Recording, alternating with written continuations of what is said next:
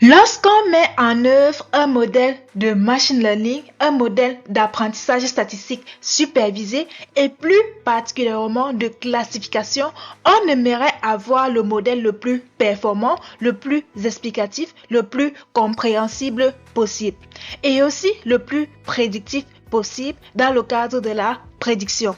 Il existe plusieurs outils statistiques qui peuvent et qui sont généralement utilisés pour répondre à cette problématique, que ce soit pour un problème de classification ou de régression.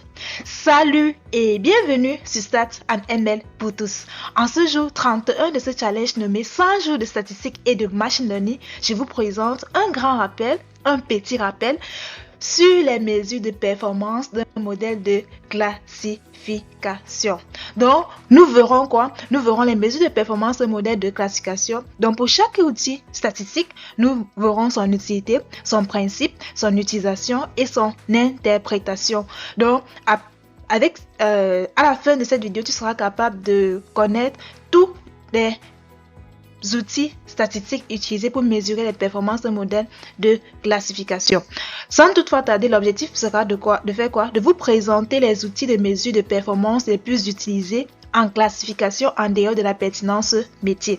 Donc ici là, je vais pas insister sur la pertinence métier vu que la performance dépend aussi de la pertinence métier, de la facilité de compréhension de à qui s'adresse le problème que l'on veut résoudre, qui utilisera notre modèle. Donc, je ne vais pas m'attarder sur la pertinence métier, mais beaucoup plus sur le côté statistique. Donc, on va présenter les outils de mesure de performance les plus utilisés en classification en dehors de la pertinence métier. Ces outils ont comme utilité commune ce qui suit. Ces outils permettent de mesurer la qualité des prédictions, c'est-à-dire analyser les performances du modèle sur l'échantillon de test. Ces outils sont utilisés pour éviter le surapprentissage. Ces outils sont utilisés pour comparer plusieurs modèles. Ces outils sont utilisés pour choisir le modèle le plus approprié. Donc, en gros, les outils statistiques que je présente ici sont utilisés pour 4 objectifs principaux: mesurer la qualité des prédictions, éviter le surapprentissage, comparer plusieurs modèles, choisir le modèle le plus approprié. Quels sont les outils principaux que je vous présenterai? Je vous présenterai la matrice de confusion, le taux de vrai positif ou la sensibilité, le taux de faux positif ou bien la spécificité, le F1 score, la précision, la courbe ROC, l'AIC, le Gini, la courbe Lift. La matrice de confusion, on va commencer par la matrice de confusion et tous les indicateurs qui découlent de la matrice de confusion: le taux de bon classement, le taux d'erreur, la spécificité, la sensibilité. Donc la matrice de confusion, ici, là, sera présentée dans le contexte de la classification binaire. Ici, j'ai pris une variable aléatoire, une variable dépendante, pas aléatoire, une variable dépendante qui prend deux valeurs 0 et 1, où 1 est supposé positif et 0 négatif. Le principe de la matrice de confusion consiste à confronter la vraie valeur avec la valeur prédite. L'objectif est de contrôler les deux erreurs qui sont possibles, donc les faux négatifs et les faux positifs. Le faux négatif, c'est quoi? C'est de dire que c'est négatif alors qu'en réalité c'est positif, et les faux positifs, c'est de dire que c'est positif alors qu'en réalité c'est 0. C'est négatif. Donc la matrice de confusion, en général, elle se présente comme suit. Donc, c'est ce que que vous aurez lorsque vous allez tourner votre modèle sur un logiciel statistique. Ça se présentera de cette façon. On a la valeur réelle, la valeur prédite. Là, en valeur réelle, donc, on prédit 1 et c'est effectivement 1. C'est un vrai positif, donc le modèle a bien performé. Et là, on a l'effectif des vrais positifs, donc l'effectif de ceux qui sont prédits vrais par le modèle alors qu'en réalité ils sont vrais. Là, dans la vraie vie, elle peut être 1 et là c'est 0 dans l'effectif. Là, on a l'effectif des faux négatifs dans l'effectif des observations qui sont prédites négatifs alors qu'en réalité ils sont positifs. Là, on a l'effectif des faux positifs dans l'effectif de ceux qui sont négatifs mais qui sont prédits positifs. L'effectif de ceux qui sont négatifs et qui sont effectivement prédits négatifs. Là, on a la somme. Là, c'est n. La somme totale, on a n observations. Donc, c'est ça la matrice de confusion. La matrice de confusion, c'est pour confronter la vraie valeur avec la valeur prédite. Et l'objectif est de contrôler les faux négatifs et les faux positifs. Ok. Donc, comme outil qui découle de la matrice de confusion, on a le taux de bien classé, encore appelé accuracy, encore appelé précision. Le taux de bien classé répond à la question quelle est la capacité de mon modèle à faire des bonnes prédictions. C'est ça la précision. Le taux de bon classé, c'est la probabilité, donc c'est l'estimation de la probabilité de toujours être vrai dans mes prédictions. Donc il s'écrit comme ça. Donc on va prédire 1 c'est effectivement 1 plus on va prédire 0 c'est effectivement 0 divisé par n. Donc nombre d'observations bien classées sur nombre d'observations totales. C'est ça le taux de bien classé. Ensuite on a le taux d'erreur. Le taux d'erreur c'est quelle est la proportion d'observations mal classées. Donc l'estimation de la probabilité de faire des erreurs. Il s'exprime comme ça, donc c'est la somme d'observations qui sont mal classées divisé par le nombre d'observations totales. Dans notre cas, pour le cas de la classification binaire, le nombre d'observations qui sont 0 mais qui sont prédits 1 plus le nombre d'observations qui sont 1 et qui sont prédits à 0. Et on a également le taux de vrai positif. Le taux de vrai positif, c'est également la sensibilité. Ça répond à la question, parmi les observations qui étaient positives, combien j'en ai prédit positif. Dans le taux de vrai positif, la sensibilité répond à la question, parmi les observations qui étaient positives dans mon jeu de données, combien j'en ai prédit positif. Dans le taux de vrai positif, c'est créé de cette façon, donc c'est la probabilité qu'on prédise 1, sachant que c'est effectivement 1. Donc c'est ceci, le nombre d'observations que j'ai bien prédit, c'est pour le nombre des observations qui étaient à 1. On a également le taux de vrai négatif. Le taux de vrai négatif, c'est quoi? C'est la spécificité. Le taux de vrai négatif répond à la question, parmi les observations qui étaient négatives, combien j'en ai prédit négatif? Parmi les observations qui étaient négatives, combien j'en ai prédit négatif? C'est ça la spécificité, le taux de vrai négatif. Le taux de vrai négatif, c'est quoi? C'est la probabilité de prédit négatif alors que c'est effectivement négatif. On a également le taux de vrai, le taux de faux négatif. Le taux de faux négatif va répondre à la question. Le taux de faux négatif va répondre à la question parmi les observations qui sont positives, combien j'en ai prédit négatif. Donc c'est l'erreur que j'ai fait. Le taux de faux positif, parmi les observations qui sont positifs, qui sont négatifs, combien j'en ai prédit positif. Donc c'est un peu ça. Et puis en classification binaire, le score c'est une fonction de la probabilité pour que l'individu ressemble à un événement positif. Par exemple, dans le cas de la classification binaire, le score c'est une fonction de la probabilité que y prenne la valeur 1 sachant que grand X a pris la valeur X. Et suivant un seuil donné, on prédira positif si le score est supérieur au seuil et négatif dans le cas contraire. Donc c'est ça le principe qui se trouve derrière la classification binaire. Et ça veut dire quoi? Que si le score est supérieur à un seuil, j'ai prédit 1, sinon j'ai prédit 0. Donc, ça veut dire quoi? Cette interprétation, c'est que si le seuil change, la matrice de confusion change également. Donc, comment choisir dans le bon seuil qui nous permet d'avoir de bons résultats? C'est là qu'on a la courbe ROC. La courbe ROC, on va voir l'explication et l'utilisation. La courbe ROC, encore appelée Receiver Operating Characteristic, c'est une courbe qui montre comment le taux de vrai positif, la sensibilité, varie en fonction du taux de faux positif, un mot la spécificité.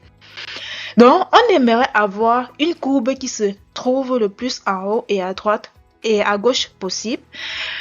Pourquoi? Parce que le modèle parfait, lorsqu'on a un modèle parfait, c'est-à-dire que le taux de vrai positif, je fais toujours bien mes prédictions, c'est-à-dire je prédis tous ceux qui sont 1 à 1 et tous ceux qui sont à 0 à 0. Donc le taux de vrai positif, c'est-à-dire le taux de ceux qui sont positifs et que j'ai effectivement prédit à positif, c'est de 1. Donc j'ai prédit toutes mes observations qui étaient positives à positif pour toute valeur du seuil. Et le taux de faux positif, c'est-à-dire que le nombre d'observations qui sont négatives et que j'ai prédit positif est égal à 0 parce que mon modèle est parfait, mon modèle ne se trompe pas pour toute valeur du seuil. C'est pour ça qu'on aimerait que la courbe qui se trouve soit le plus en haut et à gauche possible. Donc, le modèle aléatoire, lui, comment il se fait? Le taux de vrai positif, c'est égal au taux de faux positif pour toute valeur de seuil. Donc, parmi les observations qui sont positives, je vais prédire avec la même probabilité qu'ils soient négatifs ou positifs. Donc, je n'ai pas d'informations. C'est un modèle qui est aléatoire, donc il fonctionne comme s'il n'avait pas d'informations. C'est ça un modèle aléatoire. Donc il faut garder à l'esprit, un modèle aléatoire, c'est quoi? C'est un modèle qui fonctionne comme s'il n'avait pas d'informations. J'ai pas d'informations et un individu se pointe devant moi et j'ai deux choix. Je lance un dé et puis je fais choisir et je le mets dans une classe. Donc c'est ça un modèle aléatoire. Donc le modèle va prédire pour un individu qui arrive, il est prédit positif ou négatif avec la même probabilité. Ce qui fait que pour un modèle aléatoire, le taux de vrai positif est le taux de faux positif pour toute valeur de seuil. Et donc, l'objectif de la courbe ROC consiste à faire quoi? Comme on l'a dit, c'est identifier le seuil optimal qui maximise le taux de vrais positifs tout en minimisant le taux de faux positifs. C'est ça l'objectif de la courbe ROC. Et comment elle se présente? Donc, voici notre modèle, notre courbe ROC. Donc, on a dit la courbe ROC montre comment le taux de faux positifs, le taux de vrais positifs évolue en fonction du taux de faux positifs à différentes valeurs de seuil donnés. Donc, suivant différents seuils donnés. Et là, c'est le modèle parfait. Pour un modèle parfait, le taux de vrai positif est toujours égal à 1 et le taux de faux positif est toujours égal à 0, peu importe la valeur du seuil. Donc, c'est ça notre modèle parfait. Là, c'est le classifié au hasard. Avec le classifié au hasard, le taux de vrai positif et le taux de faux positif sont toujours égaux. Donc, c'est sur la première bisectrice. Et puis, notre objectif, c'est quoi? C'est avoir un modèle qui soit dans cette zone-ci. Dans cette zone. Donc, un modèle qui soit strictement au-dessus de la zone rouge et qui se rapproche de ce point. Donc, on aimerait avoir un modèle qui soit le plus proche de là. On aimerait avoir un modèle qui soit dans cette zone. Dans cette zone-ci, un modèle qui soit le plus proche de ce modèle parfait. Donc, si on a un modèle qui vient comme ça, c'est encore bêta, c'est encore mieux. Donc, si on veut comparer deux modèles, dans la courbe ROC ici, ça permet de comparer plusieurs modèles. Le modèle qui soit le plus en haut à gauche possible, on va le choisir. Si on veut utiliser les critères statistiques pour prendre la décision pour choisir notre modèle. Ok. Après ça, on a l'AUC et le Gini. Qu'est-ce que l'AUC? Qu'est-ce que le Gini? L'AUC, c'est l'air sous la courbe ROC, Area Under the Curve. L'AUC mesure la qualité de la prédiction indépendamment du score. Donc, l'AUC, c'est l'air sous la courbe ROC. Il mesure la qualité de la prédiction indépendamment du score. Comment l'utiliser en pratique? En pratique, le meilleur modèle a l'AUC le plus élevé. À l'AUC la plus élevée. Et plus l'AUC s'approche de 1, plus le modèle se rapproche du modèle parfait. Donc c'est ça l'AUC. L'AUC c'est l'air sous la courbe ROC. Il mesure la qualité de la prédiction indépendamment du score. Et le meilleur modèle a l'AUC la plus élevée. Et plus l'AUC s'approche de 1, plus le modèle se rapproche du modèle parfait. Donc, on aimerait avoir le modèle qui a l'AUC la plus élevée. Ensuite, nous avons ce qu'on appelle quoi? Le Gini. Le Gini, c'est 2 fois l'AUC moins 1. Le Gini se situe entre 0 et 1. 0 pour score aléatoire et 1 pour score parfait. Demain, dans la vidéo du jour 32, je vous présenterai avec précision éclatée le Gini et la courbe Lift.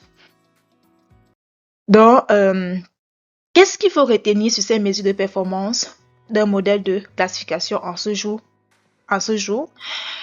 C'est qu'il existe plusieurs outils de mesure de performance d'un modèle de classification ayant un but prédictif. Et on choisira une de ces mesures en fonction de l'objectif visé de l'étude. On y trouve la matrice de confusion pour confronter la vraie valeur avec la valeur prédite, la précision, qui est utilisée, encore appelée le taux de bon classement, qui est utilisé pour mesurer la capacité du modèle à faire de bonnes prédictions, le taux d'erreur pour mesurer le taux d'observation mal classé, la sensibilité, le taux de vrai positif qui mesure la capacité du modèle à bien prédire la modalité supposée positive, la spécificité, le taux de vrai négatif mesure la capacité du modèle à prédire les négatifs, la courbe ROC qui montre comment le taux de vrai positif varie en fonction du taux de faux positif. L'AUC, c'est l'air sous la courbe ROC, mesure la qualité de prédiction indépendamment du score. Et le Gini et la courbe ROC. Il y a encore d'autres méthodes. Si tu connais encore d'autres méthodes de mesure de performance, mets-les en commentaire. Et si tu veux que je l'explique, j'expliquerai ces outils dans une autre vidéo de façon plus simple. Si c'est ta toute première fois de me suivre, je t'invite à t'abonner pour ne rien manquer. Et si tu as des questions ou des remarques, n'hésite pas à me le dire en commentaire, un like ou un partage pour faire grandir la chaîne. Et si tu aimerais que j'aborde un sujet en particulier de statistiques ou de machine learning, n'hésite pas à mettre ce thème en commentaire. Ce sera un plaisir pour moi de faire une vidéo pour présenter cette notion. Et au revoir.